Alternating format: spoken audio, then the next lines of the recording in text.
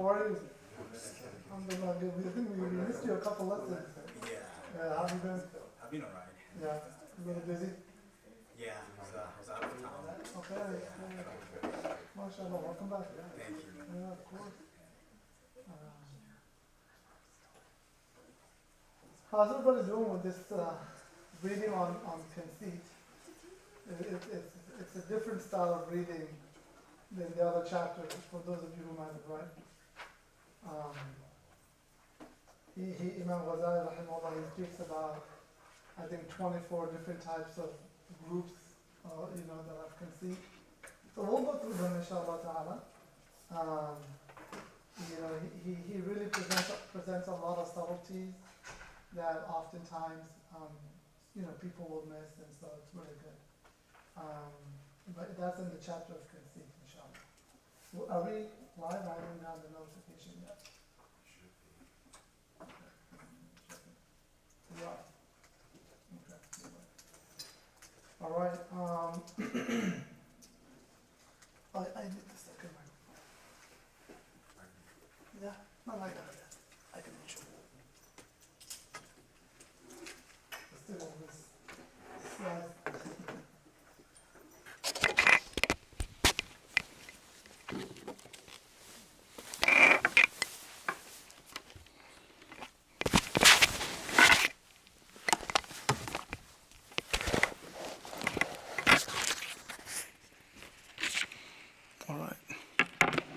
Seeing that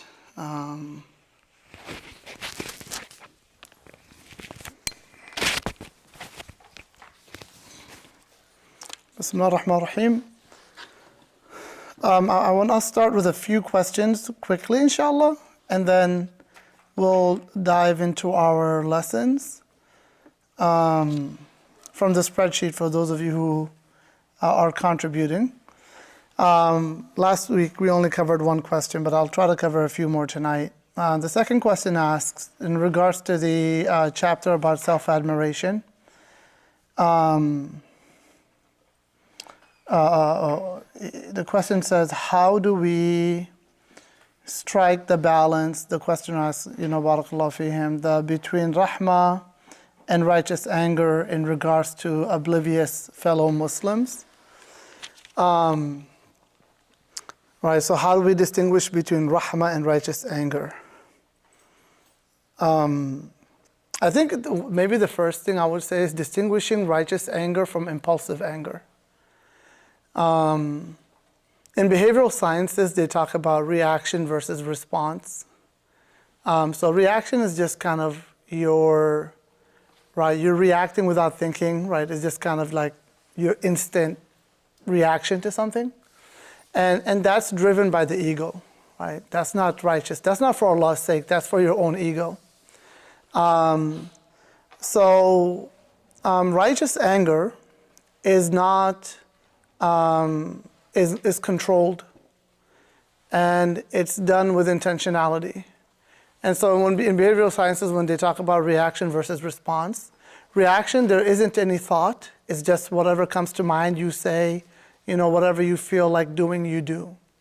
To respond to something is to resist that initial urge of anger, and then to really think about it for a moment, and then to be intentional about how you respond to something that you find to be upsetting, right? And so this fits very well with getting angry for Allah's sake, righteous anger. And anger that's from one's own nafs, right? One's own ego. And so I think that's the first thing we need to distinguish. One needs to ask, am I feeling this way and speaking this way and acting this way because I'm frustrated? Or am I acting this way and feeling this way because I've thought about it and I feel that this is something that I'm doing for Allah's sake? Right? It's two different things. So it goes back to intention. Why are you even upset? What's your reason behind you getting angry? And then, of course, you're going to know, one of the ways that you're going to know if you're getting angry for yourself or having righteous anger for Allah is that Anger for yourself oftentimes isn't governed by the commands of Allah, right? You just kind of do whatever you feel in the moment. But anger by Allah subhanahu wa ta'ala, for Allah, righteous anger will always be governed by the example of the Prophet sallallahu alaihi wasallam, right? So you're going to think, like, in this scenario, you know, how has Allah commanded me to respond to this situation? And so I think those would be two ways to distinguish, first of all, righteous anger from anger of the ego. And the one thing that I would say is, if you want to make sure it's not anger from ego, take a pause, right? Because the Prophet ﷺ, he says, patience is at the first moment of calamity. Now this is speaking to tragedy, but it's also speaking to anger, right? To be patient when angry is to be patient when you initially get upset, and to resist the feelings of wanting to satisfy your anger. And so patience, practicing patience, and at the moment when one is upset, and then inshallah, you know, taking some time to cool off, and then whatever you want to decide it with a cool head, so that you're thinking clearly. You have righteous anger, but that anger isn't an impulsive anger. This is intentional. You could be completely calm. Right now, we can be completely calm, but we can bring up anger regarding what's happening to our brothers and sisters in Gaza, for example. Right? That's an intentional anger. It is an impulsive one. Right? It's intentional. You're thinking about it. You're like, this is something I want to be angry about, and I choose to be angry about. I am bringing that feeling of anger versus the anger controlling me. That isn't righteous anger. That anger is anger of the self, or the anger is controlling the person.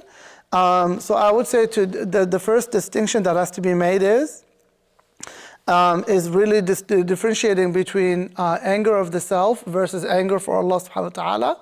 And really the highest, and we haven't talked about anger, but you know, the highest level of righteous anger is to only get angry for Allah's sake, right? Like, and that was the Prophet ﷺ, right? He didn't get angry for himself.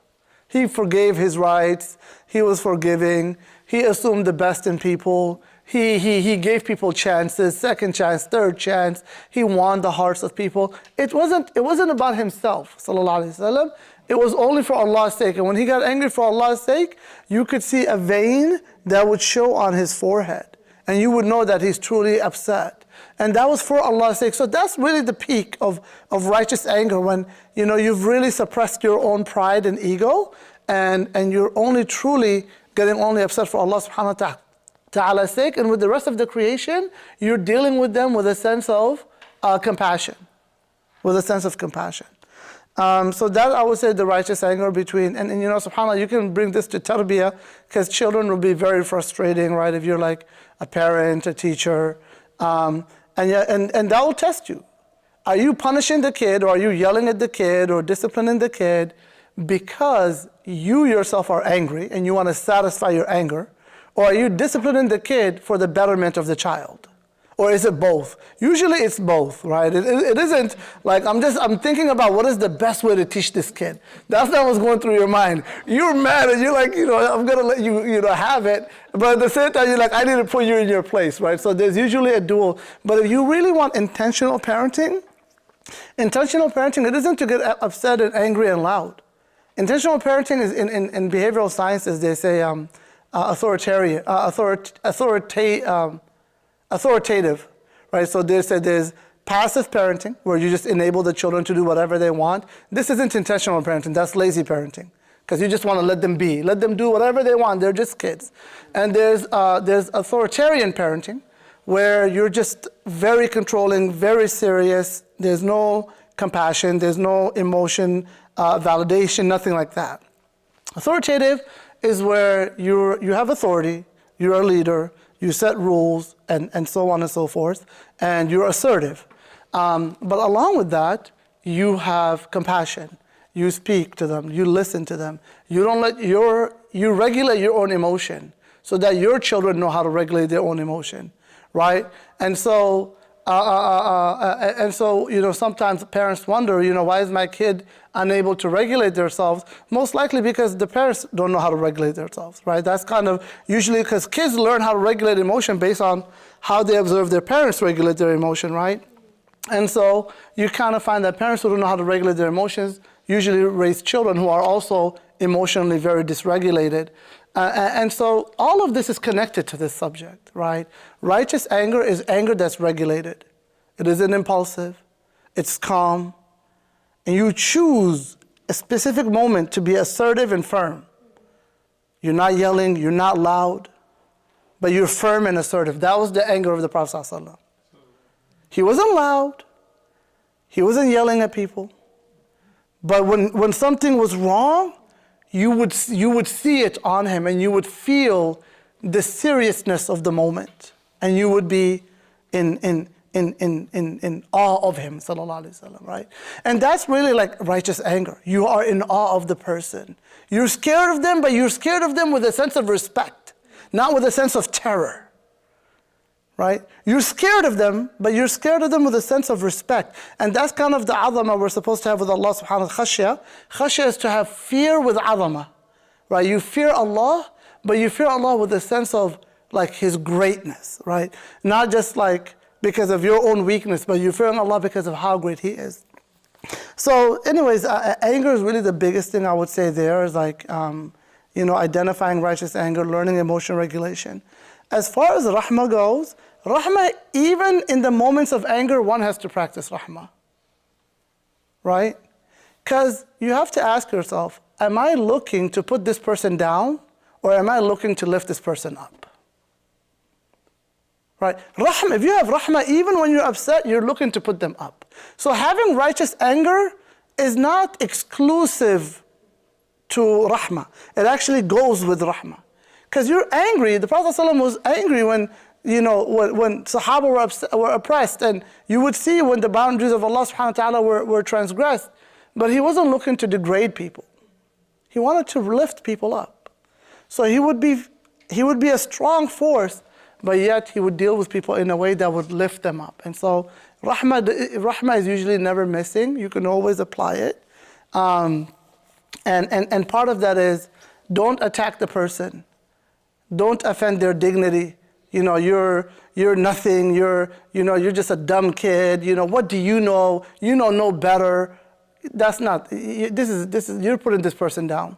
You're not trying to. You're doing this for your own ego, right? You're just a dumb fool. Such a lazy, silly person. You're this. You're that, right? That's not. You're not trying to lift them up. So rahmah is that even in the context of discipline, you're not trying to put the person down. You want to lift the person up, right? And so really understanding like, okay, how do I lift this person up? For sure, calling them names and yelling at them, criticism is never helpful. You are this, you are this, you are this, you always do this. None of that is ever helpful, right? No, who ever criticized you and you're like, yes, okay, I'm going to listen to you now, right? It never works, right? You have to present it respectfully, right? That's why they have the sandwich approach, right? For like teachers and like people who give reviews, like start with a praise, put in a feedback, some constructive feedback, and then conclude with a praise, right? Like that approach, like a lot of these modern behavioral sciences, you can see that is all of it. We find it available in our Sunnah and in the Sharia and the teachings of our scholars. So so I would say that, inshallah ta'ala, regarding that question. I want to get to more, but I guess we're not. Inshallah, we'll suffice with that for tonight, and then maybe get to the other ones as we go through the last few nights, inshallah ta'ala. Bismillah ar-Rahman ar-Rahim, alhamdulillah, wa sallallahu wa sallam wa baraka ala nabiyyina Muhammad wa ala alihi wa sahbihi ajma'in. So, we left off on 299. We were speaking about the cure for stinginess. I wanted to share something that a brother reported to me that he heard from one of the scholars. A scholar, one of the mashayikh in Yemen, he said that the most dangerous thing that colonialism brought to the world is the love of wealth. The materialism, consumerism, and stinginess and greed, all of that. It has, because capitalism is all about creating wealth and profit and so on and so forth. And so colonialism was just all about how do we maximize, create the maximum amount of profit with, the resources in these different lands by exploiting the people and the land. And subhanAllah, the Quran says, وَيُهْلِكُ الْحَرْثَ وَالنَّسْلَ. He destroys the land and the people, right? So like colonialism is that, like it's the destruction of people and the earth for profit. And so, and then now, subhanAllah, of course, today we have a global culture, right? We have a globalized world. And so this global kind of obsession with the wealth and material and consumption has overtaken the world. And especially, our Western societies. And so this illness, this disease is really at the root of the diseases that afflict our society and our nation, and it's at the core of our nation's history. And it's something that has been imported to other cultures and other societies as well. And subhanAllah, as you read like some of Imam al-Ghazali's writings, you'll see, and even if you look at the Sunnah, right? Because the Prophet ﷺ says, like, if you wake up healthy in your body and you have your food for today, it is if you have the whole world, right? Like, that's it. Like, a person shows you how much you really need from the world if you look at, like, what do they call it? Like al-Badiya, like Bedouins. They live in a tent, get water from a well, no electricity, no savings, they have some basic meal. Like, that's all you need. But our hearts have become so filled with attachment to the world,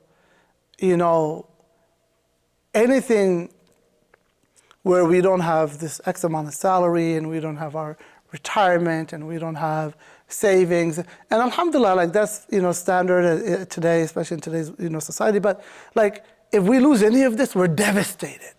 Like, as if, like, people are committing suicide, right? When the stock market crashes or this happens. And recently there was a Bitcoin crash, and still, there's a lot going on with the economy today. And so, like, people commit suicide. And this shows you how much of this stinginess and this greed has consumed the people to the point that the value of their life is defined by these possessions. And if these possessions are removed, the pain is so severe that life is unbearable. And I'm not minimizing the severity of the pain. What I'm trying to say is that pain is only so severe because of how much the disease of stinginess has infested their hearts.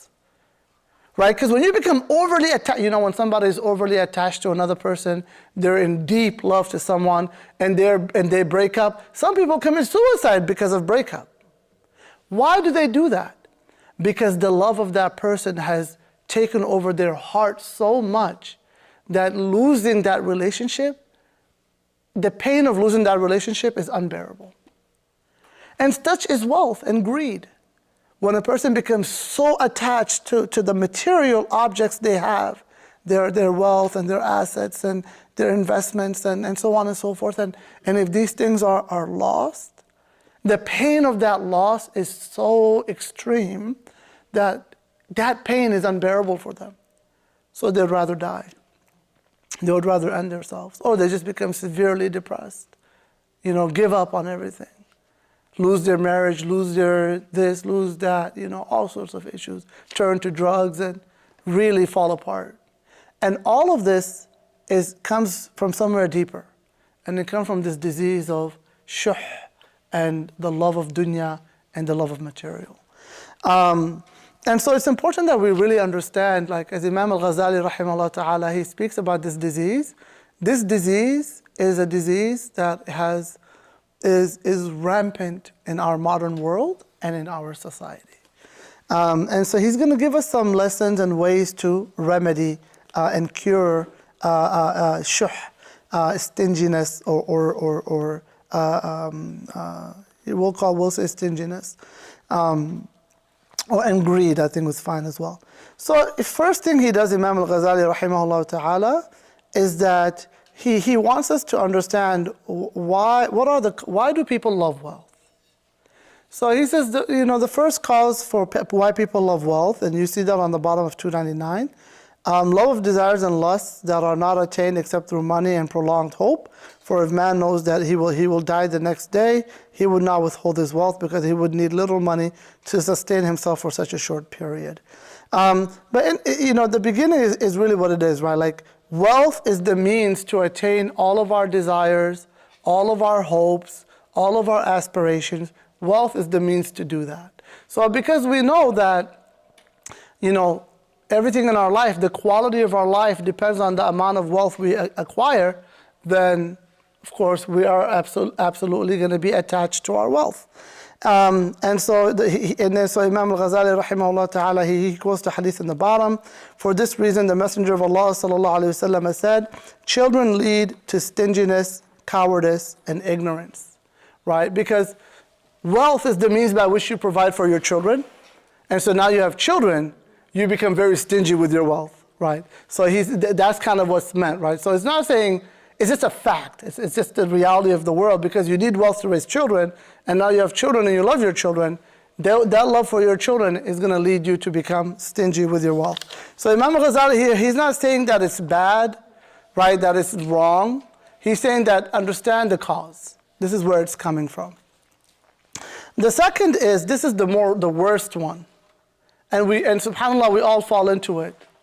When we love money in of itself, right? The love, subhanAllah, in the beginning, when you're young and you have a lot of ideals, you're like, I just need money to just get these things done, and I want to do so much good in the world. And then as you get older, you find that you start loving money and you want the money. It's not, the ideals fade away, and you get really attached to your wealth, right? To the point that, like, a wise man was asked, and you'll find this in different cultures. A wise man was asked, what are some of the most surprising things you see with humanity? He said that they spend all their health to acquire wealth, and then spend all their wealth to restore their health. Right? Like, this is the irony of human regret, right? And subhanAllah, this is because when we become obsessed with wealth in of itself. And we forget that wealth is supposed to be enhancing the quality of our lives, rather than sacrificing our lives to acquire wealth. But when wealth becomes the object of our pursuit, then we sacrifice everything for wealth. We sacrifice our children for wealth.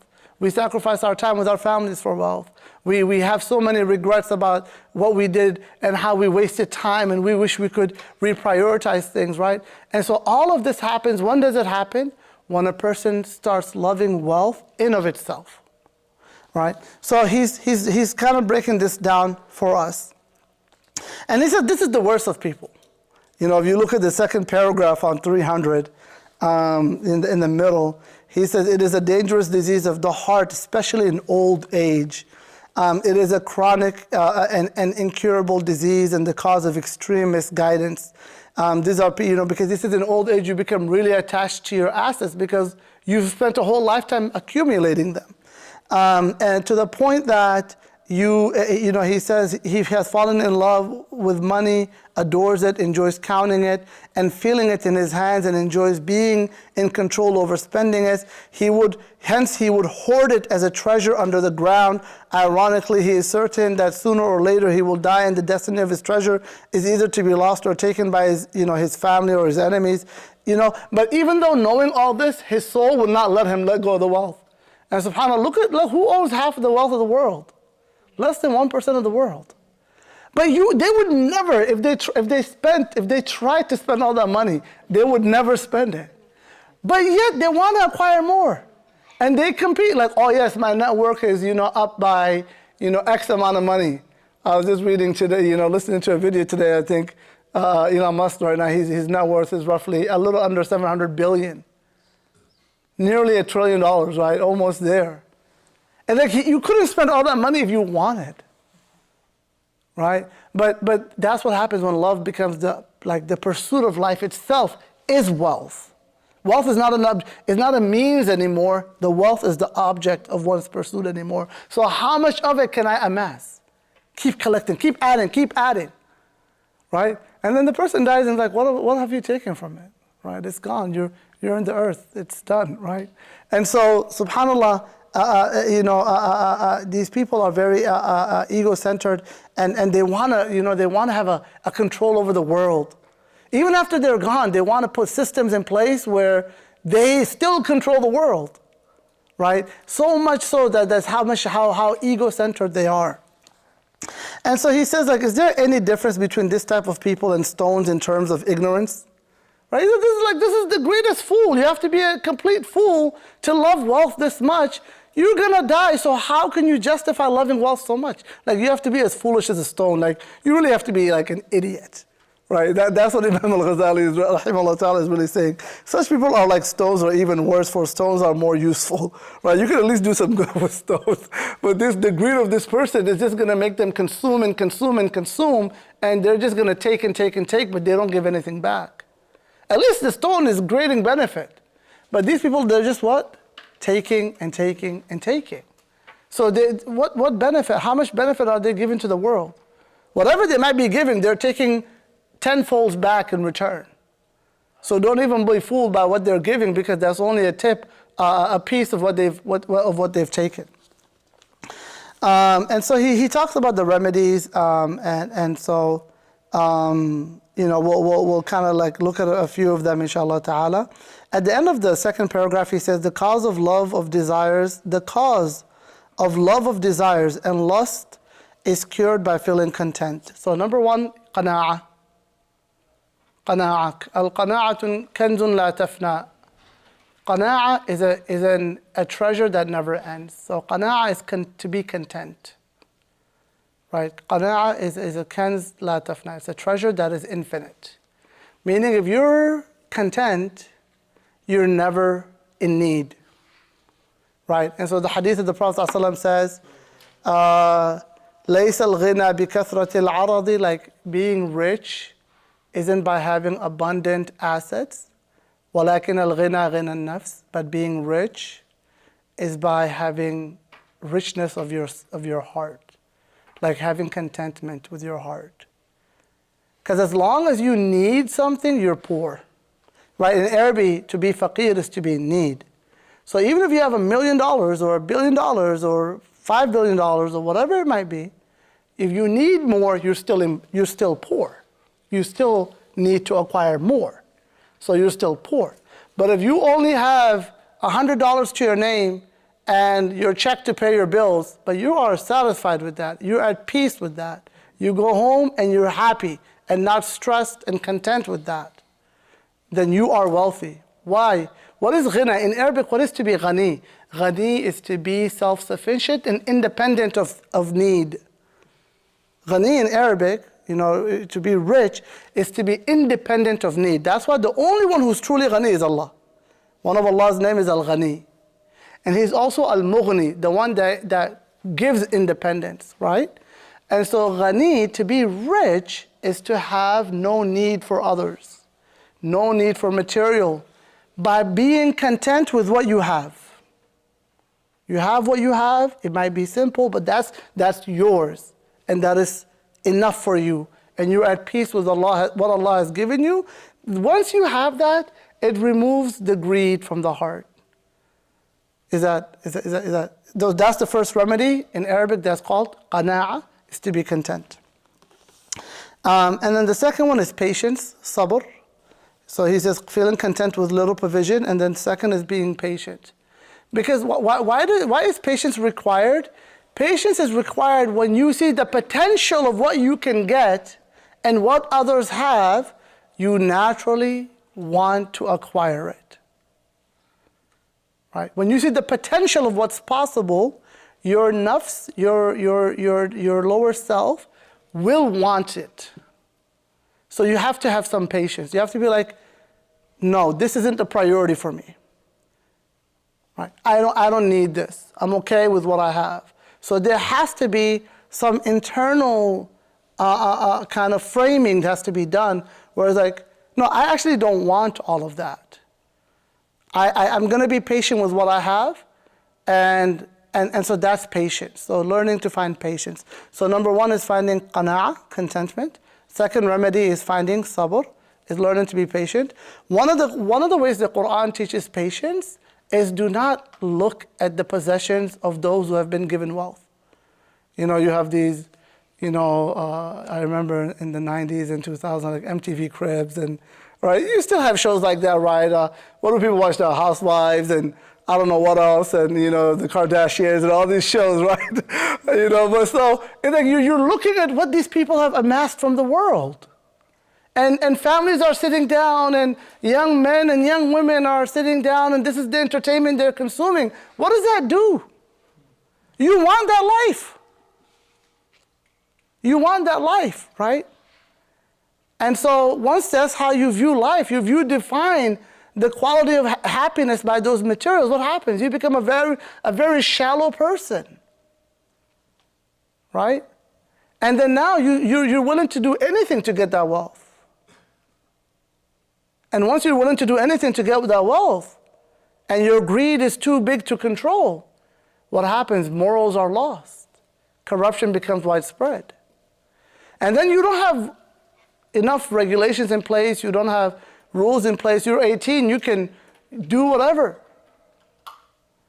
So people resort to crime, cheating, scamming, theft, drugs, whatever they can to make money. Young women sell their bodies. And right now it was bad already when you just had the porn industry. But now you've added these private platforms where individuals can create their own channels, and now like young girls are just waiting for to turn 18 to sell their bodies for money. All of this is coming from a disease. If you look at it as a kind of a sequence of events, it's coming from the disease of greed of the self.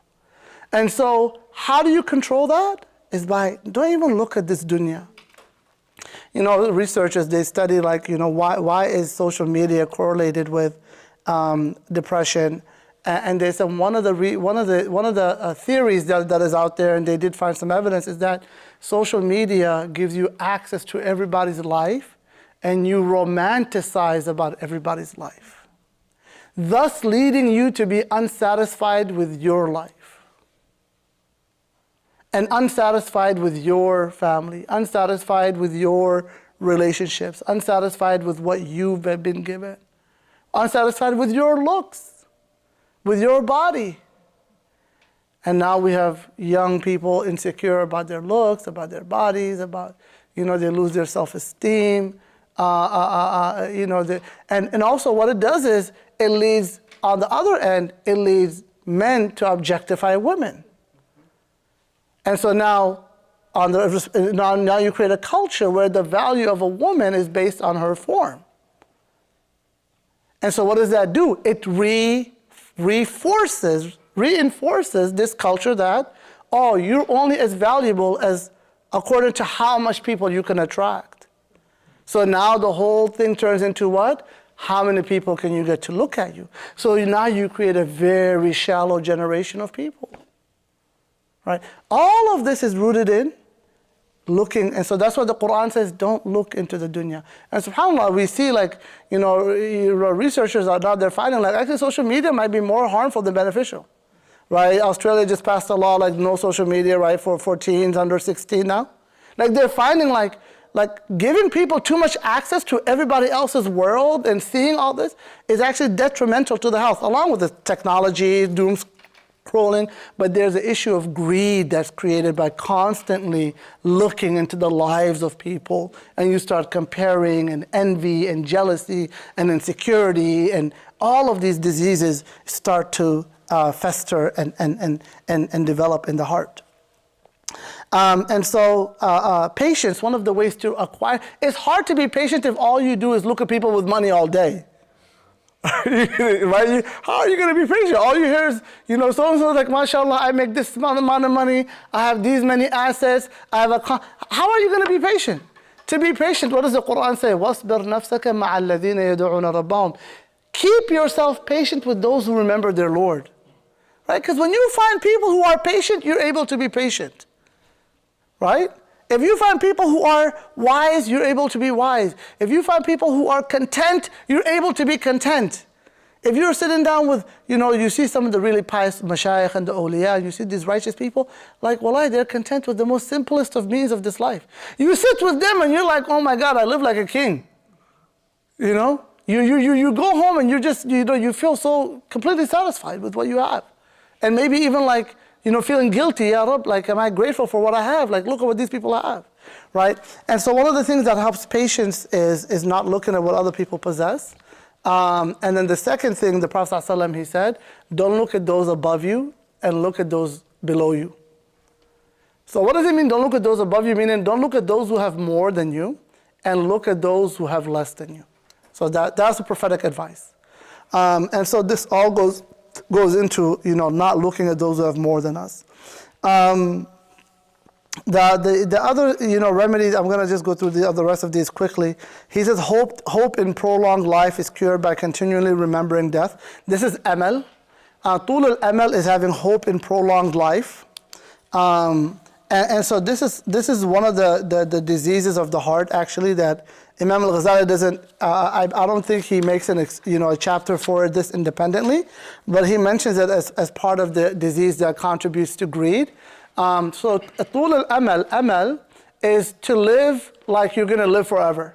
You just keep planning like, so the way you cure that is by remembering death. Now remember, like, this world is temporary, like, we're going to die, all of this is going to be left behind. Whatever I save is going to be gone, right? Let me focus on living a balanced, righteous life that I'm happy with, and prepare for death, rather than live for this world as if I'm going to live forever. And that's one of the wise men. Remember the example I shared? Like he said, when he was asked, like, what are some of the most amazing things you've seen with humanity? He said they spend all their wealth. Like they spend all their health to acquire wealth, and then they spend all their wealth to restore their health. And then the other thing he said, the human being lives like he will never die, and then when he's dead, he will die as if he never lived. Right? That's one of the subhanAllah, just kind of the realities of the world, right? A person will live, run, and you would think like you're living in this world for eternity. You're building and building and building and building and acquiring and trying to do so much in this life. But the reality is, hey, you're only there for a short duration. So, why slow down? Like, what are you really trying to build? Right? And then when you die, how long are people going to mourn you? A few days, a few weeks, maybe. And then people move on. Who knows the name of their people that died 100 years ago, 50 years ago? Who can name somebody from 50 years ago that died other than maybe their parents or grandparents or, the best of us can name maybe our second generation, third generation grandparents, most people. Nobody doesn't even know the name, right? Who's going to know? You're going to die as if you never lived. So he said to break that tul al-amal, hoping for this hope in prolonged life, is by remembering death. So that's another one that helps contain, and there's a lot in our tradition. The Prophet ﷺ, he said, I forbade you from visiting the graves, so visit the graves, فَإِنَّا تُذَكِّرُكُمُ الْآخِرَةِ, because it will remind you of the akhirah. So visiting cemeteries is something that helps soften the heart. The next one is tawakkul. So he says, one's concern about the provision of one's children is cured by remembering the fact that Allah subhanahu wa ta'ala, His Creator, has foreordained His provision. So remember that the provision is already preordained by Allah subhanahu wa ta'ala.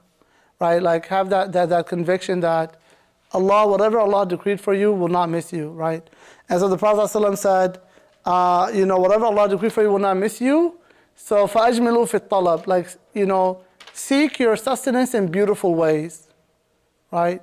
Allah has already ordained your rizq. So you don't need to do nothing haram or extreme. Like, seek your provision in beautiful ways. Balance yourself. May Allah grant us balance. Ameen. And then we continue on to the 301. You see, the Imam al-Ghazali, he's given us many remedies for this.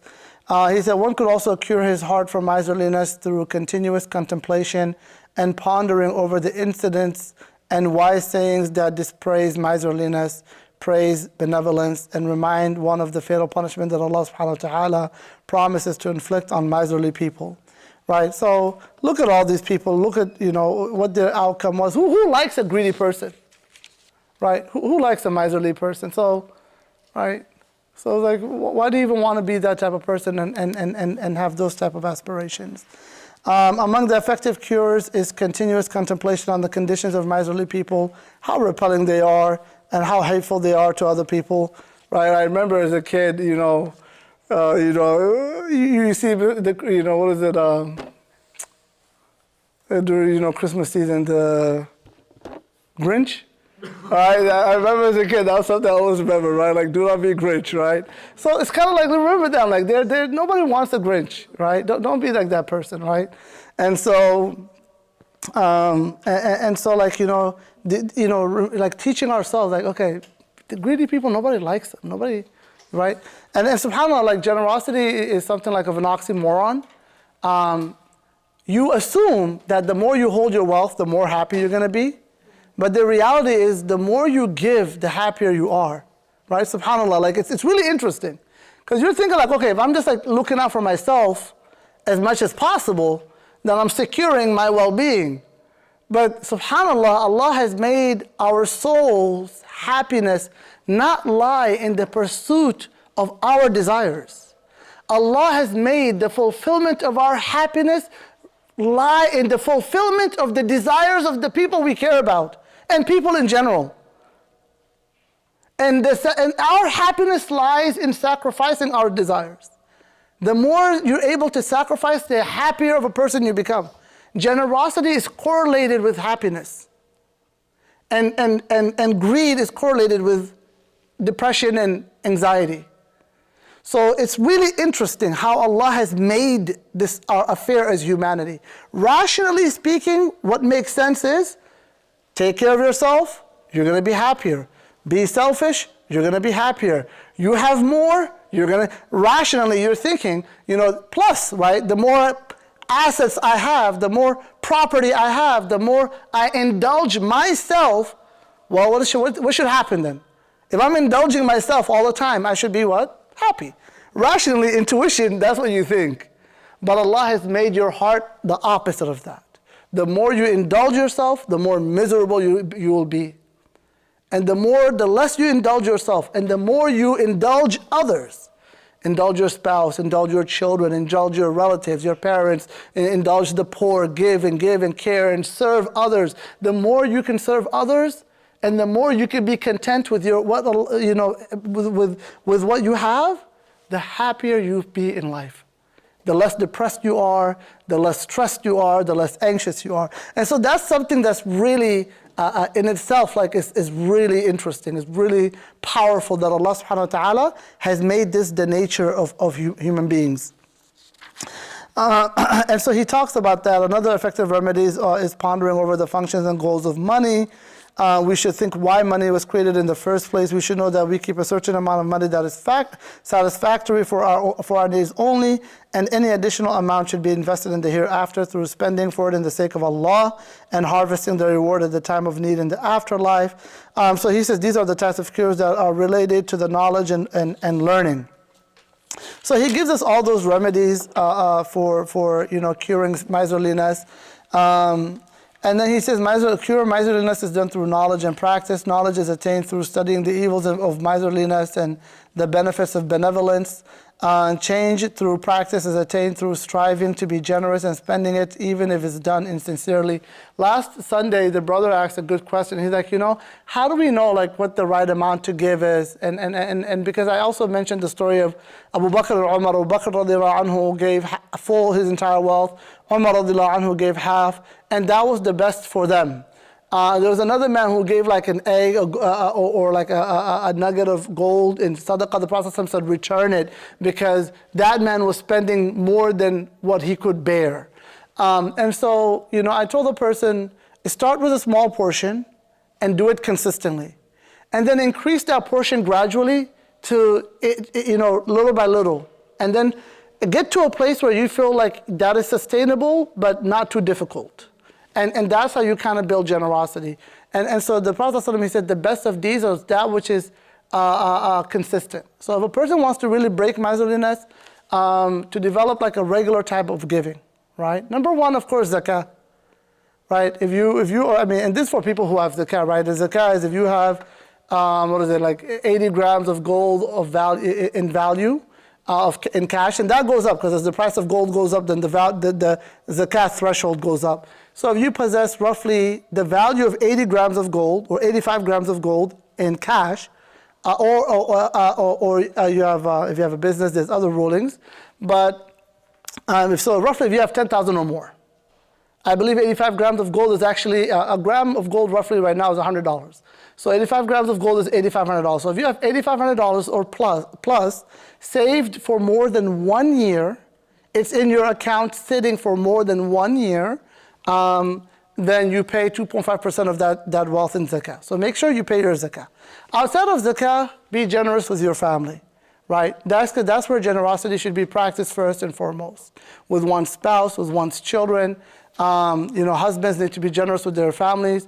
There's this thing where, today, Muslim scholars will often quote, like, a man's money is his, the man's money is his wife's money, and her money is her money.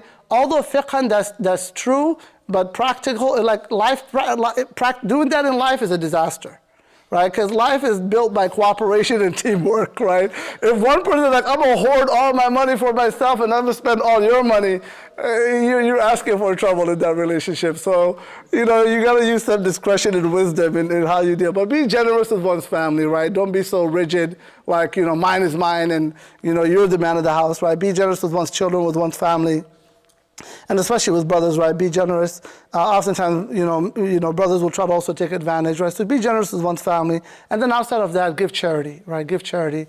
And so this is something that is practiced. There's nothing better that can remedy miserliness than just giving charity. He mentions a few duties concerning wealth, and maybe we can wrap up with that, inshallah ta'ala. The first is to know the objective of wealth, why it was created, and in which channels it should be spent. SubhanAllah, it would be really good to do like a workshop on wealth, right? And I know there are people who've done it, and they speak about it from both the Islamic perspective. And the first thing we know is that wealth is amana, right? Know that wealth is a trust from Allah subhanahu wa ta'ala. And so that, the hadith of the Prophet ﷺ, what does he say? Yawm al-Qiyamah, that the feet of a servant will not move until he's questioned about four. About his wealth, how he earned it, and how he spent it.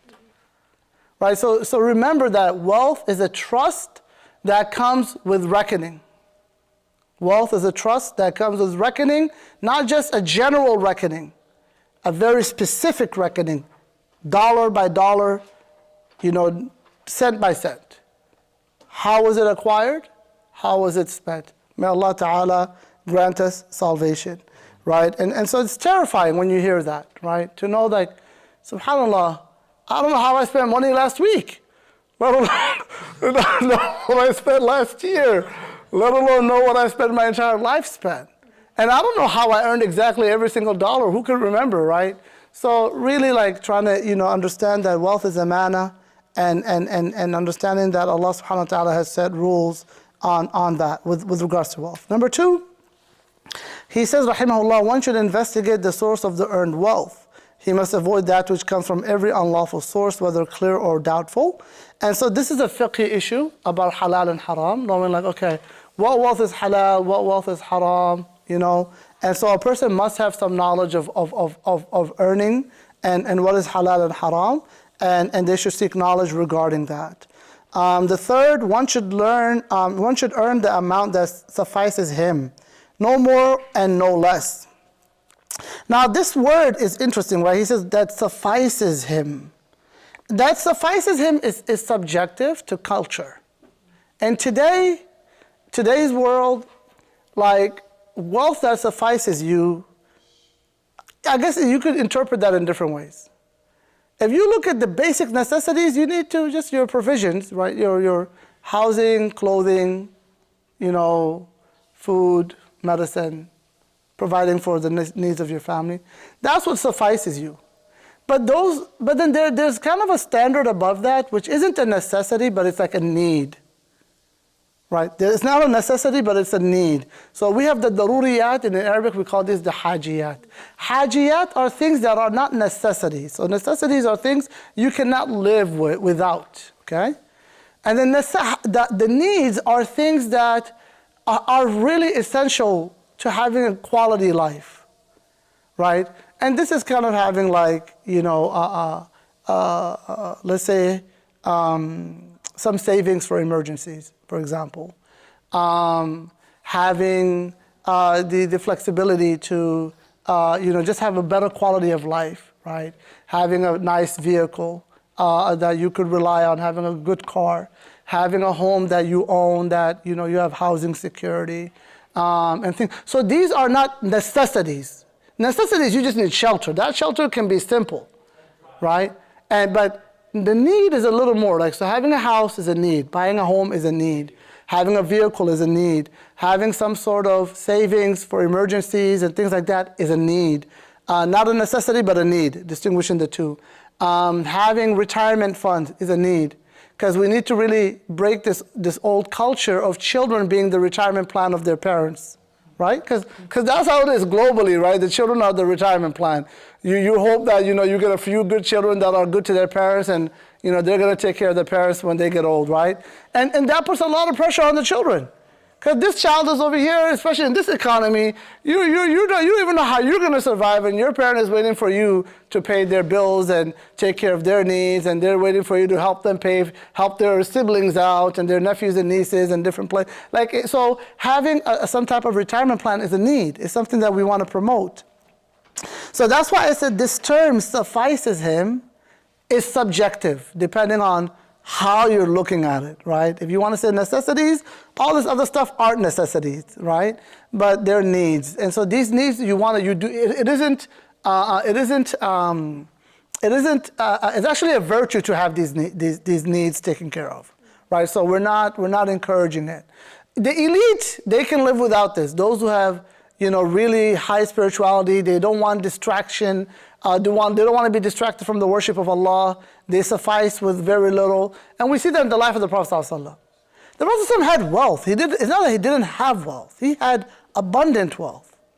But he had no desire for it. And he was content with just having his day-to-day meal as he lived day by day, sallallahu alaihi wasallam. And he just needed the necessities. The necessities was a mat, a straw mat to sleep on, a hay mat to sleep on. So the Prophet he could endure that. And so we see that and we see many of the elites after the Prophet ﷺ adopt these really ascetic lifestyles. But for the most people, it's not for them, right? So we don't recommend that type of lifestyle. Most people will say, hey, take care of the necessities and then take care of your needs, because these needs, without them, it's really going to be probably more harmful to you than beneficial, right? So I just want to make sure we qualify that. Another thing that I'll add, once I believe Amr ibn al-As radiallahu anhu, toward the end of his life, he came to the Prophet ﷺ. He asked him a question. He said, how much of my wealth should I give in charity after my death? And so he said 2/3. The Prophet ﷺ said no. He said half. The Prophet ﷺ said no. But he said 1/3. The Prophet ﷺ said 1/3, and 1/3 is a lot. So what does this mean? This means that, in the person's will, it is impermissible to donate and give away more than 1/3 of one's wealth post-death. It is impermissible. It is not halal. And it is an injustice against the inheritors for more than 1/3 of the wealth of the deceased to be given in charity. And then the Prophet ﷺ said, it is better for one of you to leave his children financially sufficient than leave them seeking the help of people. Right? So the Prophet ﷺ did teach, like, hey, you need to also plan for like your future, your children. Put some things in place to make sure that they have some financial security. Today in social justice, we learn all about generational wealth, right? And how wealth is power. And so this is something that Islam also like considers. It doesn't, we're not a very just idealistic religion, we're practical. So Islam also considers that. So, all of this should be considered, inshallah ta'ala. And then the fourth thing he says, the fourth to consider is the outlet of spending. He should be moderate in spending, neither extravagant nor stingy. And this is really important, neither extravagant or stingy. Extravagance is frowned upon in Islam, right? We call that takalluf. Like, oh my God, so-and-so has a big wedding, I need to have a bigger wedding. So-and-so has that, I need to have better than that. It's takalluf. It's performative. It's performative, right? You're only buying things because of what other people are doing. And this is all takalluf. This is frowned upon. This is evil. This is a disease of the heart. Now, spending money on things that are valuable to you is fine. If you want to buy a nice home, a spacious home, right? You want to have convenience in your life, right? Those are things that actually improve the quality of your life, right? So things that improve the quality of your life, no, those things are fine. The Prophet, he made dua, that he said, oh Allah, I ask you for a spacious home. So Islamically, it's encouraged to have like a decently spacious home, to have a nice piece of land, a nice backyard, a nice front yard, to have spacious rooms. These things are not bad things, right? But when it comes to buying things that you don't need, but they're just for show, that is extravagance. I'm not saying it's haram, but it's makruh. And it can enter haram, The fifth, one should adjust his intention in earning, leaving, spending, and withholding. In earning, he should take the amount that is sufficient for him to lead a smooth life, so he could then concentrate on worshiping. Remember, so the first intention is wealth is a means to have a stable life, so that one can focus on the things that matter. Right? That's really important, having that mindset. If he behaves in a way, the existence of abundant money will not do him any harm. For this reason, Ali radiallahu anhu said, if a man becomes the owner of all the things of the world and thereby he wishes to have the pleasure of Allah, he can be called a man who has renounced the world. So he's saying, like, you can have money as long as your pursuit is the pleasure of Allah, right? Imam al-Ghazali says, to have zuhud is to not let the money overtake your heart. That's zuhud. Let the money be in your hand, but don't let it be in your heart. So having wealth in itself is not bad, but you have to make sure your intentions are in the right place. And then he says, moreover, on the bottom, any surplus of your possessions should be donated to benefit others in need. We've kind of connected that in context with everything else that we've shared. Whoever helps his brother in need is considered to have successfully attained the useful medicinal side of the snake and has succeeded in avoiding the poisonous, hence excessive wealth will not harm him. And so we'll conclude with that, inshallah ta'ala. Do we have any questions about tonight's lesson? We can take one or two questions and then inshallah ta'ala wrap up. Yes, brother. Okay, we were talking about I forgot the word, extravagance, right? Yes. Now, EBS, right? But cars, right? Is Yeah. that in the same category as like the house? Yeah, cars are a necessity. And having a nice vehicle is a need, and not a necessity, but a need. And so so the brother's asking about cars. Does it count as a house? Rather, the Prophet ﷺ, he said in the hadith, 4 things are part of happiness and 4 things are part of misery. 4 things that are part of happiness is a zawju salih, a righteous spouse, wal jaru salih, a righteous neighbor, wal maskanul wasi', a spacious home, a spacious dwelling, and a good mount, a good means of transportation. 4 things part of happiness. This is worldly happiness, okay? And then he said 4 things are part of misery. To have an evil spouse, and to have an evil neighbor, and to have a tight home, and to have like a very limited home with a very limited space, a very tight home, and to have a bad mount, not to have a reliable means of transportation, right? So like we see the Prophet ﷺ, Islam is so beautiful. It doesn't mean the world is evil. But what is your intent behind this world? And are you buying things based on what improves the quality of your life, or are you buying it based on extravagance? So you're buying a nice vehicle, something new, something nice, reliable, no mechanical issues, inshallah good for the next 10 years or plus, that's fine. You're not being wasteful. You're not being extravagant. You're buying something reliable, then that's going to improve the quality of your life, right? Now, being extravagant is going above that, right? Showing off. I wanna flex on other people, right? Now you've entered the realm of extravagance, and that's when now you start entering, the things that are makruh or haram. Does that answer your question? Yeah. All right, barakallahu fikum. Yes, sister, we'll take one question and then wrap up. Wa alaikum salam wa rahmatullah. About haram wealth. Yes. But let's say a portion of your salary goes into paying life insurance, and your employer makes it mandatory for your salary to deduct a portion of your salary towards life insurance. You know, as a Muslim, you can't use it.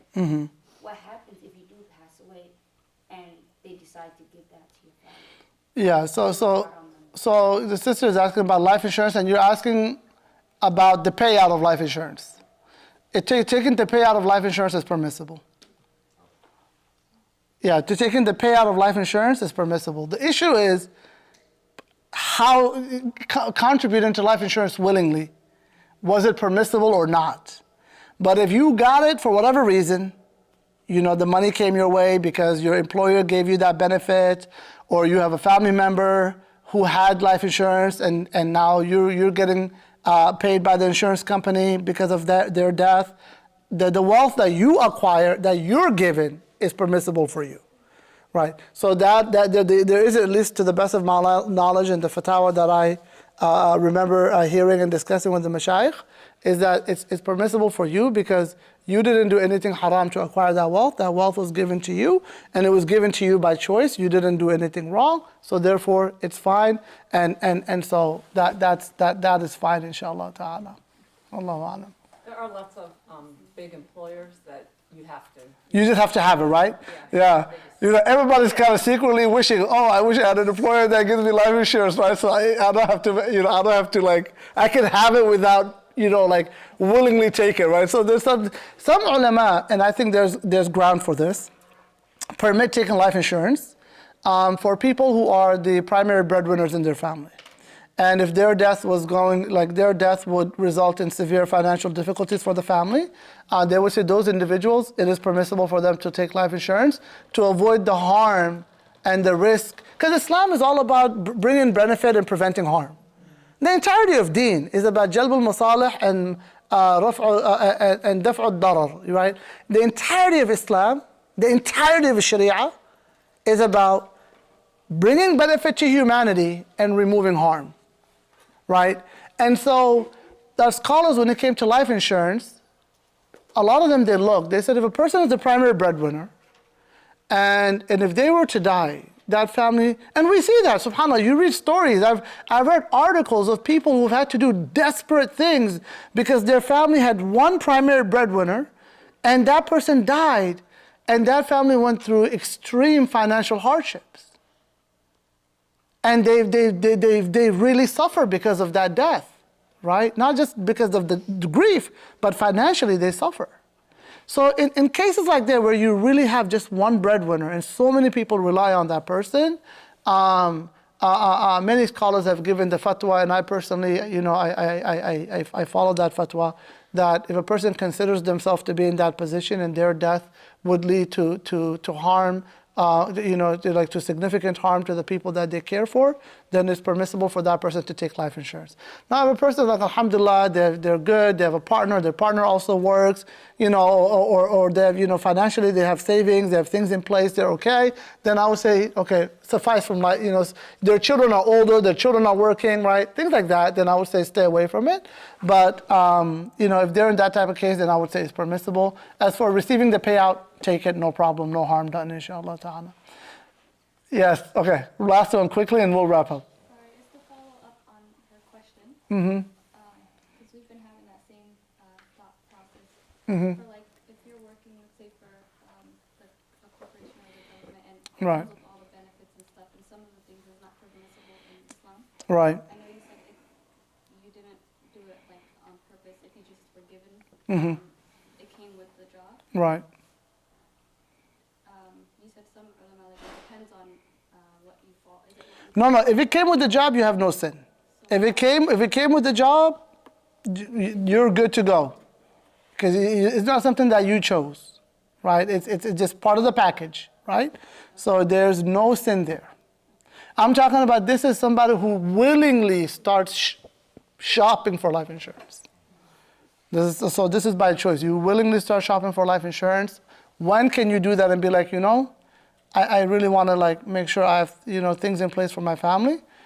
And the fatwa that I adopt personally is that I follow is that it is permissible for people who are the primary breadwinners, and if their death would lead to serious financial harm for their family members and those that rely on them, those people go for it. Go get life insurance. Inshallah ta'ala, there's no harm done. Barakallahu feekum. May Allah subhanahu wa ta'ala purify our hearts and grant us pure hearts. Allahumma ameen. Wa sallallahu wa sallam wa barak ala nabiyyina Muhammadin wa ala alihi wa sahbihi walhamdulillah rabbil alameen. Inshallah, we'll try to go through the whole section of conceit on Friday, on Sunday. No, Monday. No class Sunday. Super Bowl Sunday. We're gonna have a big celebration Sunday. But inshallah.